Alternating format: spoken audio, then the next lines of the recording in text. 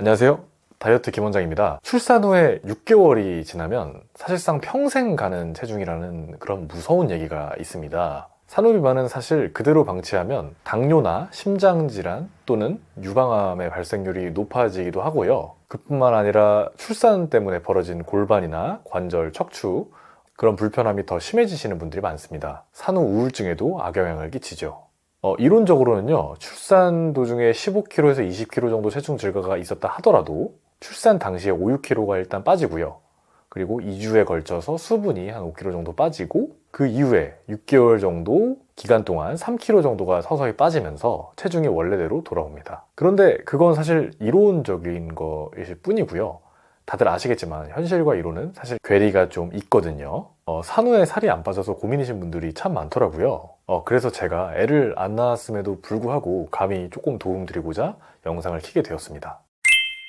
생각보다 산후에 잘 안 빠져서 고민이신 분들을 위해서 산후에 해줘야 되는 것들에 대해서 얘기를 한번 해보도록 할게요. 자, 혹시 임신 전이나 임신 초기에 이 영상을 발견하셨다면요, 임신 초기에는 에너지 요구량이 그렇게 크지 않아서 음식을 사실 많이 드실 필요는 없습니다. 그런데 음식 먹기 힘든 입덧 대신에 음식을 계속 먹고 싶은 먹덧이 오신다면 임신 초기에 각별히 체중 증가 유의하셔야 되는데요. 왜냐면 이때부터 축적된 피하지방, 복부 주로 허벅지, 엉덩이 쪽의 피하지방은 출산 후에도 잘 빠지지 않는 경향이 있기 때문입니다. 또 임신 전에 BMI가 높을수록 산후 비만이 될 확률이 높기도 하고요. 때문에 산 전부터 체중 관리를 따로 하는 것이 좋은데요. 이건 다른 영상에서 따로 다뤄보도록 하겠습니다. 자, 이제 본격적으로 산후 얘기해 볼게요. 산후 다이어트의 목표 기간은 3개월에서 6개월입니다. 이 기간에 살을 빼지 않으면은 우리 항상성이라고 하죠. 우리 몸의 원래 디폴트 값이 이 몸무게에 맞춰지면서 그 이후로는 살을 빼기가 매우 힘들어집니다. 보통 산 전 기준으로 해서 임신 때 15kg 정도 증가, 출산 1년 뒤에는 평균 5kg 정도 증가하는데 산후 3개월까지 4kg 정도가 안 빠졌다 하면은 그때부터 본격적으로 다이어트에 돌입하셔야 합니다. 자, 산후 상황부터 하나하나 얘기를 해볼게요.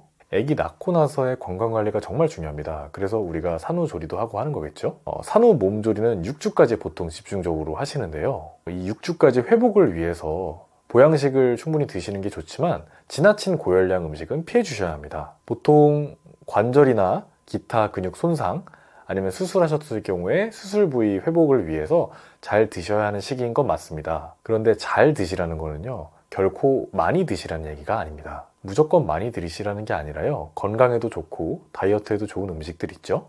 건강한 음식들을 영양소를 고루 섭취하면서 잘 드시는 게 이 시기에 잘 먹는 것의 정의라고 볼 수가 있습니다. 특히 이 산후 다이어트에서 절식보다도 음식의 종류 선택이 굉장히 중요하다는 점 꼭 말씀드리고 싶습니다. 이 시기에는요, 본격적으로 운동을 하기에는 무리입니다. 그런데 아예 푹 쉬시기보다는요, 가끔 가다가 누워서 간헐적으로 숨쉬기 운동을 해주시는 것이 좋은, 제가 말씀드리는 숨쉬기 운동은 복근에 힘을 주고 하는 복식 호흡 운동을 얘기합니다. 숨을 들이마시면서 배를 쭉 불렸다가 후 천천히 내쉬면서 배가 등 가죽까지 달라붙는다는 생각으로 쭉 길고 얇게 내쉬는 겁니다. 그렇게 아주 천천히 호흡을 반복을 하시는데요. 여기서 중요한 것은 들이마시는 숨은 길게 하거나 짧게 하거나 상관이 없는데 내쉬는 숨을 아주 길게, 얇고 길게 해주시는 것이 굉장히 중요하다는 것입니다.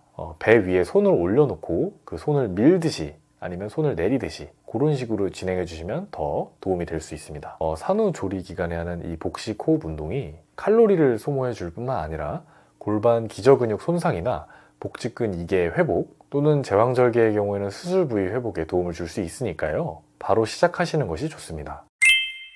모유수유 기간에도 지나친 과식을 하시면 안 되는데요. 모유수유하면 살 빠진다라는 말이 있지만 논문에 의하면 모유수유는 400에서 500kcal 정도의 열량을 소모해 줄 뿐 안 빠질 살이 엄청나게 빠지는 행위는 아닙니다. 실제로 모유수유가 사람에 따라서 체중 감량과 크게 관련이 없다는 논문도 발표되고 있습니다. 모유수유가 당연히 열량 소모에는 도움이 되는데요. 그만큼 고열량 식단을 하게 되는 경우가 많거든요. 근데 무조건 그렇게 고열량으로 드시기보다는요, 평상시 하던 식단에서 모유수유가 소모하던 칼로리인 400kcal에서 500kcal 정도의 칼로리만 추가적으로 드시는 것을 권장드립니다. 여기부터가 중요한데요. 산후 6주 후부터 늦어도 3개월 전까지는 일반 다이어트 식단을 하시는 게 좋습니다. 제가 말씀드리는 일반 다이어트 식단은 건강한 한식을 드시되 500에서 700kcal 정도만 줄이는 식단을 말씀드리고요. 반찬은 마음껏 드시되 밥 양만 조금 줄이다는 생각으로 천천히 시작해 주시면 되겠습니다. 사실 이 시기가 육아로 좀 정신이 없는 시기거든요. 그래서 운동할 시간이 거의 없으시겠지만 혹시 집에 자전거 페달 같은 게 있으시거나 아니면 정신없는 와중에 홈트할 여력이 있으시다면 유튜브 보고 가볍게 해주시는 것도 매우 좋습니다. 부종은 산후 2개월, 3개월 안에 빼준다는 생각으로 접근을 하셔야 됩니다. 왜냐면 첫 2개월, 3개월 안에 빼지 않으면 잘 안 빠지기 때문인데요. 산후에는 가벼운 부종부터 누르면 그 쏙 패어서 들어가는 함요 부종까지 다양한 부종들이 있죠. 제가 본 한 환자분은 얼굴도 땡땡해지시고 하지 부종이 너무 심해서 발가락을 굽히는 것조차 좀 힘드셨다고 하더라고요. 대부분은 출산 일주일 동안 2kg에서 4kg 정도의 수분이 소변이나 땀을 통해서 배출이 되는데요. 부종 관리가 이 시점에서 잘 되지 않으면 부종과 지방이 얽혀서 부종형 셀룰라이트가 될 수 있으니까 각별히 조심을 해주셔야 됩니다. 6개월이 되셨으면 이제 식단하는 상태에서 운동도 적극적으로 시작을 해주셔야 됩니다. 인터벌 운동을 추천드리는데요. 1분 달리기, 1분 걷기를 반복하시는 겁니다. 15분 정도 해주시는 걸로 시작하셔서 30분까지 서서히 눌러주시면 됩니다. 산후 6개월이 지나서 이 영상을 발견하셨더라도 너무 좌절하실 필요는 없습니다. 실제로 제가 경험했던 환자들을 보면요, 산후 6개월 이후에도 스스로 노력을 하셔서 혼자만의 힘으로 살을 빼셨던 분들이 꽤 많이 있었거든요. 근데 아무래도 임신 중에 체중이 정말 많이 찌셨던 분들은 원래 체중으로 돌아가기까지 굉장히 힘겨워 하시더라고요.